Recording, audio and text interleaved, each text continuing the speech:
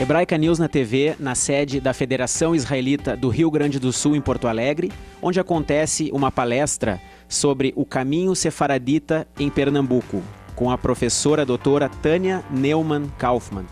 A professora Tânia é antropóloga, historiadora, professora da Universidade Federal de Pernambuco, preside o Arquivo Histórico Judaico de Pernambuco e é coordenadora da parte museológica da sinagoga Kahal Zur Israel, a sinagoga mais antiga das Américas, que fica em Recife e foi construída em 1637. Professora Tânia, primeiramente, seja bem-vinda a Porto Alegre, seja bem-vinda ao Hebraica News na TV. O que vai ser abordado nessa palestra? Em primeiro lugar, agradecer essa oportunidade de divulgar um pouco dessa história que nós não aprendemos na escola.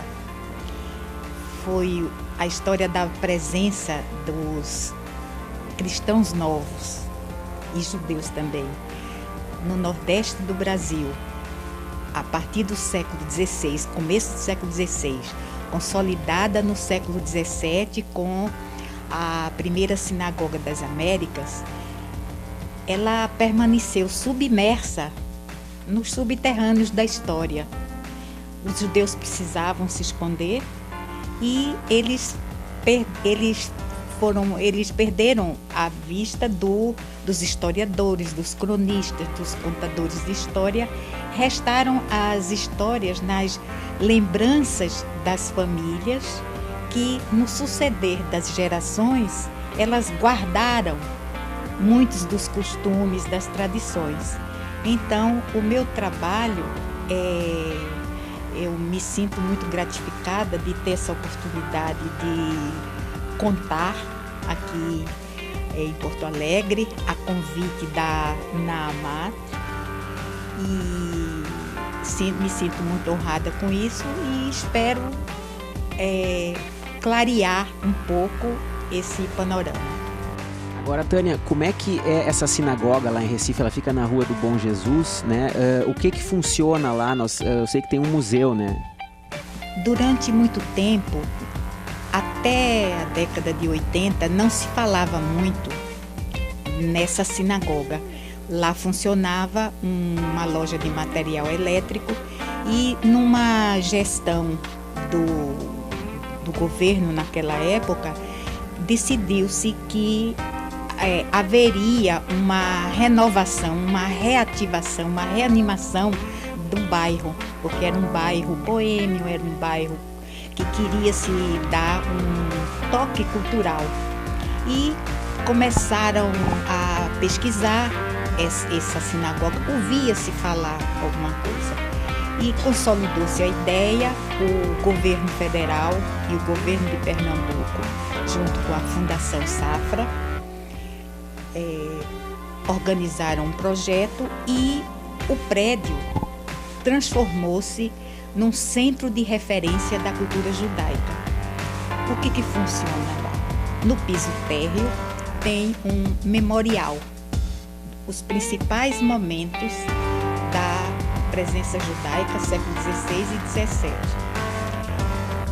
Tem o mikveh, o tanque de purificação, que foi uma das mais importantes descobertas com escavação arqueológica, e com essa descoberta confirmou-se que realmente ali funcionava a sinagoga, porque havia um pouco de dúvida diante da numeração do prédio atualmente, do prédio na época, de acordo com os registros que se tem de inventários que os holandeses deixaram por lá. E com a descoberta do mikveh, convocou-se um conselho rabínico. Esse conselho rabínico fez as medições, os estudos, e viram que realmente o bor, que é o poço que alimenta o mikveh, estava dentro dos padrões religiosos. Muito perto tinha o rio que alimentava esse poço. Então, daí para frente foi alimentando povoando o prédio com essa história da época. Então, no primeiro piso tem a sinagoga, reconstituída com base em descrições que tem um importante inventário que foi descoberto no final do século XIX. Então, desse inventário que os portugueses fizeram, o que os holandeses deixaram lá em Pernambuco, descrevia aí na parede leste ficava o Arona, onde se guardava a Torá, e que em frente ficava a Verona. Então descreve-se completamente. Então o arquiteto passou a investigar também como eram as sinagogas que foram construídas após a saída dos judeus de lá, porque eles iam para Curaçao, eles iam para aquelas ilhas do Atlântico e lá eles construíam suas sinagogas. Então, certamente, eles padronizavam pela daqui. E a daqui, por sua vez, seguia o modelo tanto arquitetônico como de organização social da de Amsterdã. A daqui foi construída com a vinda dos judeus portugueses de Amsterdã. Agora, professora Tânia, a gente está vendo que tem algumas revistas aqui expostas. O que são essas publicações? E essas publicações, elas representam parte de meios de divulgação dessa história. Porque desde o início, quando eu assumi a curadoria do museu, eu entendi que o nosso trabalho lá deveria ter um caráter pedagógico. E isso ficou consolidado quando eu comecei a perceber a configuração dos visitantes que predominava a presença de escolas. 6 a 7 escolas por semana visitam, não escolas judaicas, e começa a crescer muito o interesse tanto dos professores, porque os alunos reivindicam muito a elaboração de trabalhos em cima do que eles vivem. E eu resolvi então transformar a minha tese de doutorado nessa coleção. São 4 volumes e cada volume representa um século dessa presença. E hoje esse material é utilizado como material didático nas escolas públicas lá de Recife. Muito bem. Bom, a gente parabeniza o seu trabalho, o seu excelente trabalho, a sua atuação na comunidade judaica de Recife e agradece mais uma vez a sua presença aqui no Hebraica News na TV. Eu é que agradeço e, quem sabe, com essa conversa que nós tivemos aqui rapidamente, a que os grupos se organizem e venham visitar finalmente a primeira sinagoga. Não é qualquer sinagoga. Bom, muito obrigado. Hebraica News na TV continua. Fica aí.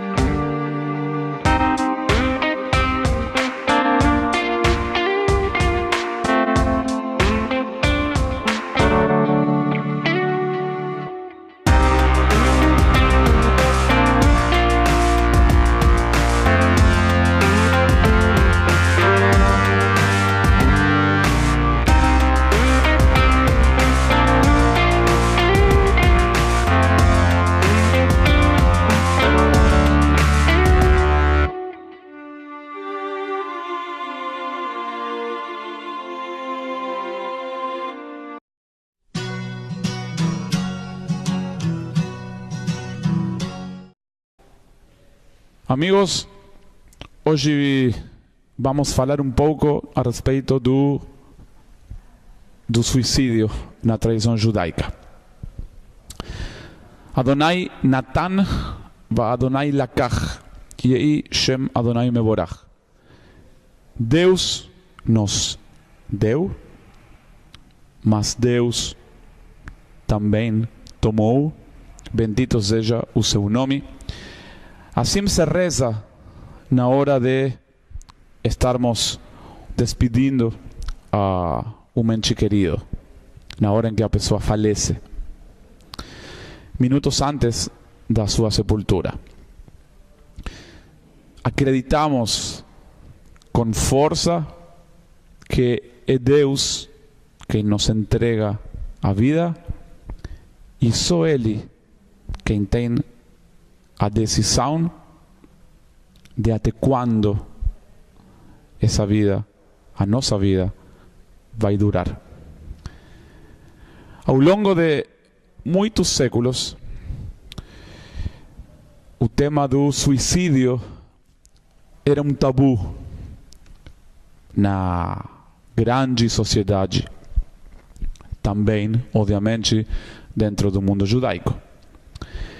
A respeito, a pessoa que cometia suicídio era sepultada de um jeito diferente, quase como marcando a nossa raiva pela ofensa que essa pessoa tinha cometido para com Deus, e era então sepultada de costas, olhando a parede que cercava o cemitério.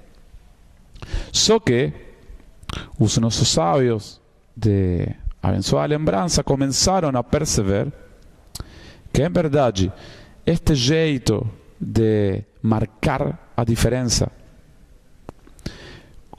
quando uma pessoa tinha falecido de forma natural e quando outra pessoa tinha cometido um suicídio, gerava uma dor extremamente grande, potenciada, multiplicada por muitas e muitas vezes aos familiares dessa pessoa que tinha cometido aquele ato.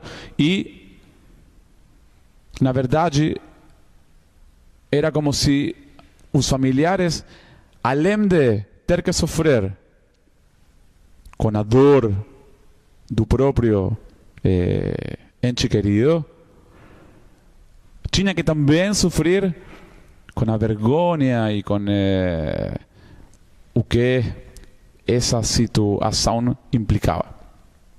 Foi por isso que, há não muito tempo atrás, os movimentos mais modernos dentro da nossa religião tomaram a decisão de não marcar mais aquela diferença, de sepultar do mesmo jeito uma pessoa que tinha falecido de forma natural e outra que tinha se suicidado, justamente para preservar aos familiares, para que essas pessoas que já estavam sofrendo por demais não tenham que sofrer mais ainda e não sentam como que estavam sendo castigadas por algo que eles nem sequer tinham cometido. É por isso que, se bem o suicídio não é uma coisa que seja enxergada para bem, também se toma em consideração que naquele último instante, naquele último segundo de vida que essa pessoa tinha, chegou a se arrepender e então chega a pedir o perdão para Deus. A gente está para poder consolar aos entes queridos e tomara que ante uma situação assim a gente possa estar para acolher, para poder, digamos, receber a família, aos amigos, e por que não a gente ter a possibilidade de voltar o tempo atrás e dar todo o suporte, a ajuda necessária para que essa pessoa não chegue a cometer aquele ato. Tomara que ninguém tenha que ouvir alguma notícia dessas. Um abraço para todos.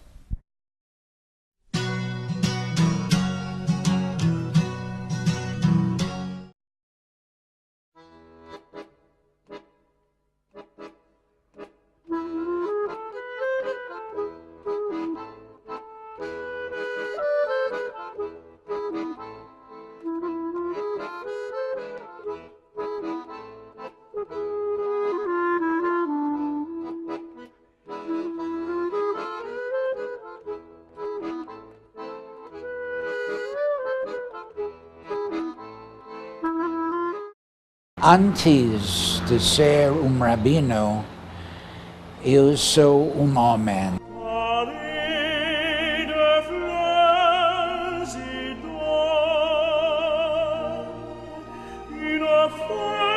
Aprendi com meu pai que a missão do judeu não é tornar o mundo mais judaico. A missão do judeu é tornar o mundo mais humano.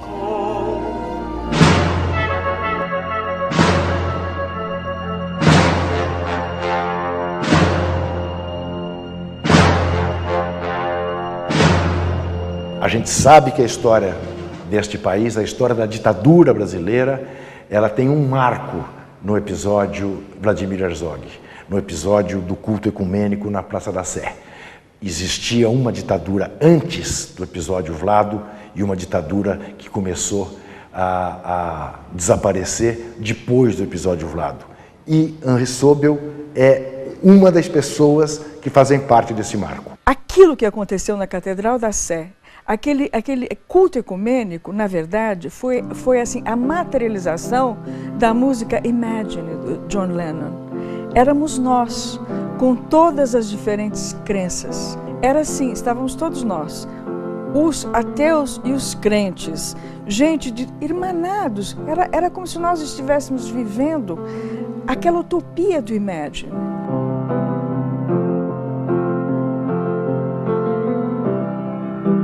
Eu acho que a história é feita de grandes momentos, não grandes homens.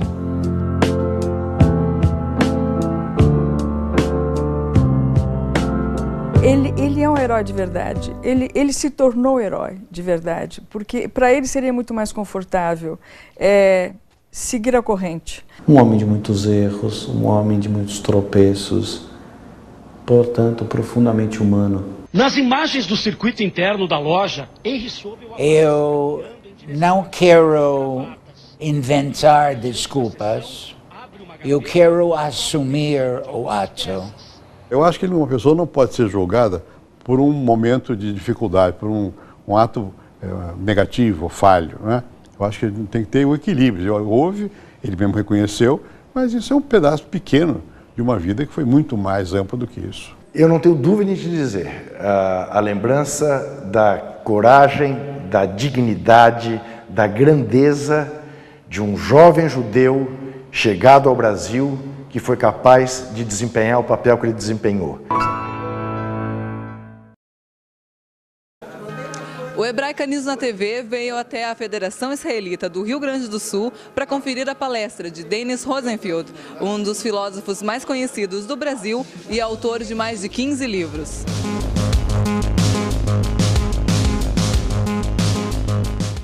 As esquerdas e o conflito do Oriente Médio. Esse foi o tema da palestra que reuniu mais de 100 pessoas nesta quarta-feira, 13 de agosto, na Federação Israelita do Rio Grande do Sul.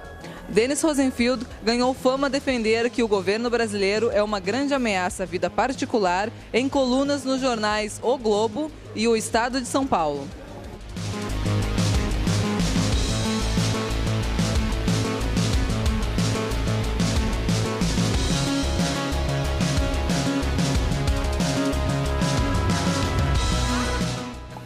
Eu vou falar sobre a questão da imagem do judeu, A forma como foi feita e está sendo feita a cobertura pela mídia impressa, pela mídia eletrônica, pela mídia televisiva, e também vou entrar nas discussões mais recentes sobre algumas questões sobre a esquerda e a cobertura, ao mesmo tempo o apoio ao Hamas por setores, digamos que eu diria, talvez significativos desse setor ideológico partidário, mas que mostram também como o antisionismo se tornou hoje um instrumento do antissemitismo politicamente correto. No que diz respeito à imagem do judeu, eu gostaria de assinar um ponto que eu acho absolutamente central.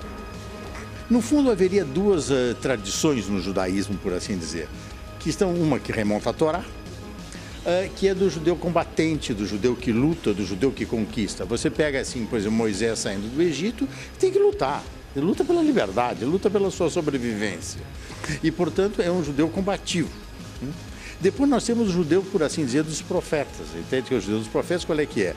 É aquele que pecou, sofre a punição e, em função do arrependimento, ele será perdoado por Deus. Mas ele é submetido às piores catástrofes. Então, as piores catástrofes terminaram levando uma concepção do judaísmo de que o judeu pode ir como rebanho ao campo de concentração, por exemplo. Então, tu tens essa passividade do judeu que corresponde a uma certa, eu diria assim, imagem profética. De outro lado, você tem a tradição da Torá, particularmente, onde você tem o judeu combativo, que depois vai reaparecer no levante do gueto de Varsóvia, vai aparecer nas revoltas de Sobibor, que era um campo de concentração, e vai aparecer na criação do Estado de Israel, entende? Então, quando o Estado de Israel luta pela sobrevivência, ele luta contra o Hamas, nós estamos diante precisamente dessa tradição do judeu macabeu, do judeu guerreiro, do judeu que luta por si mesmo e luta pela sobrevivência.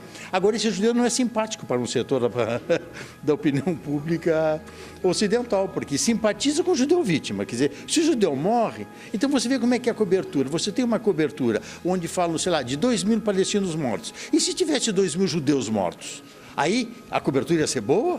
Ou seja, judeus que não se defendem, judeus que não, digamos, sustentam a sua população. Esse é um problema que eu acho bastante importante. E, Denis, tu acha que pode haver possibilidade de alguma negociação entre as partes? O que tu acha? Não, eu acho o seguinte, a posição entre as partes hoje é uma posição irreconciliável. Ainda agora à noite está saindo a informação de que a trégua foi estendida por mais 72 horas, certo? Agora, eu acho que a posição do governo israelense e a posição do governo israelense para todas as correntes políticas é que não pode ter nenhuma concessão ao Hamas. Por quê? Porque o Hamas é uma organização terrorista, é o terror islâmico que está aparecendo. Então, fazer uma concessão, você levanta o bloqueio de Gaza, para quê? Para mantimentos, para remédios? Totalmente de acordo. Agora, você vai levantar o bloqueio de Gaza para foguetes, mísseis e o rearmamento do Hamas? Inaceitável. Então, esse é um grande problema hoje. E agora, muitas vezes nós temos uma cobertura midiática que coloca a seguinte questão: Israel não está querendo levantar o bloqueio. Não, não é que Israel não seja querendo levantar o bloqueio. Ele quer o bloqueio de armamentos. Ele quer o bloqueio de foguetes, ele quer o bloqueio de mísseis. E essa questão é que não está sendo bem coberta. Então, parece muitas vezes como uma espécie de intolerância de Israel. Não, não é intolerância de Israel. Israel está tratando com um grupo terrorista. É diferente no que diz respeito à autoridade palestina. Porque a autoridade palestina do Abbas, sim, essa que luta de uma forma pacífica, com os diferentes instrumentos de pressão, estejamos ou não de acordo, mas pela criação de um Estado palestino que partiria do reconhecimento do Estado de Israel. Agora, o Hamas não reconhece o Estado de Israel, que é a exterminação dos judeus. E o seu estatuto é antissemita por definição. Basta você ver as citações do estatuto do Hamas, que estão baseadas no quê?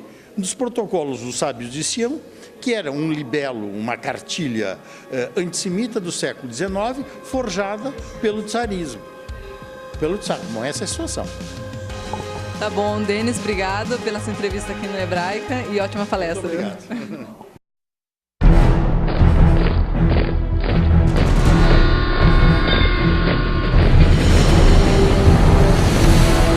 Eu tinha 15 anos quando começou a guerra. Foi um milagre eu ter sobrevivido. Me lembro daquele tempo, olhando sempre além dos arame farpado eletrificado, vendo a liberdade, É uma sensação indescritível. O comandante do campo de Plaszów construiu o campo em cima de um cemitério.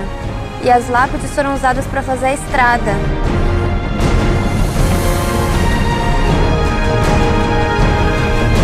I had a look on our database and I found your name. Did you find my brother?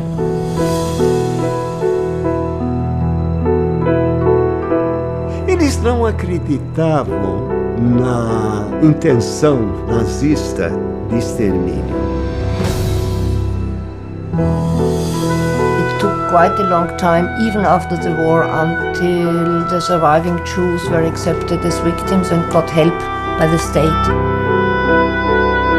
A importância de sobrevivência num ser humano deixa para trás os momentos ruins e tenta ter na vida os momentos melhores daquele que passou.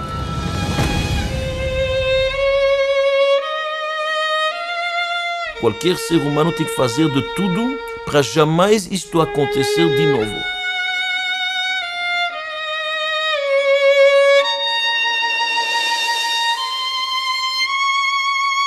Essa é a minha história. Sobrevivi ao Holocausto.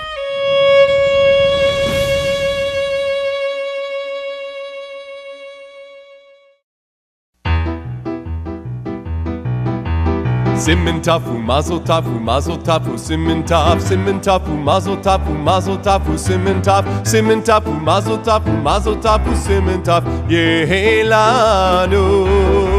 Simentafu, mazotafu, mazotafu, simentafu, simentafu, mazotafu, mazotafu, simentafu, simentafu, mazotafu, mazotafu, simentafu, yehelanu. Yehelanu, yehelanu. Ulecho Yisrael, Yehelanu, Yehelanu, Ulecho Yisrael, Yehelanu.